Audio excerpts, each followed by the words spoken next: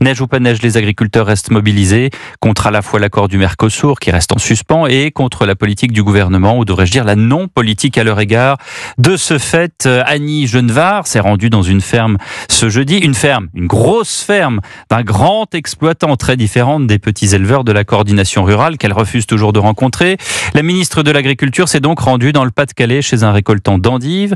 Rencontre aussi avec de jeunes agriculteurs dans une ambiance sans acrimonie. Bonsoir Lionel Gougelot. Bonsoir Pierre, bonsoir à tous. Vous avez suivi ces échanges pour Europe 1. C'est une prise de conscience de l'urgence de la situation. Oui, par exemple, dans les travées de ce salon organisé à Arras par les jeunes agriculteurs, les échanges sont cordiaux, mais l'inquiétude s'exprime chez les exploitants, notamment en ce qui concerne l'avenir de la loi d'orientation sur l'agriculture. On entend parler de censure, etc. Est-ce que ça peut être une loi qui va être encore repoussée, quoi ? Écoutez, le pire n'est jamais sûr dans la vie. Qui a intérêt à la censure et le désordre qui s'ensuivrait ? Non mais voilà. Simplification des normes, de la réglementation phytosanitaire. Annie Genevard détaille les engagements du gouvernement. Jacques Isgard, producteur laitier dans le Boulonnais, semble plutôt convaincu.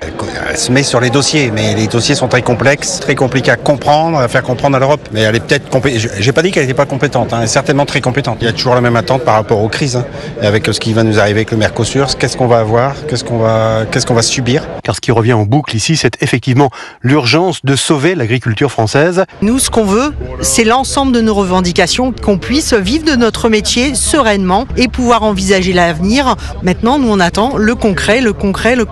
Des paysans qui, dans la région Hauts-de-France, resteront mobilisés la semaine prochaine sur les ronds-points ou dans les préfectures. Merci Lionel Gougelot, correspondant d'Europe 1 dans le Nord.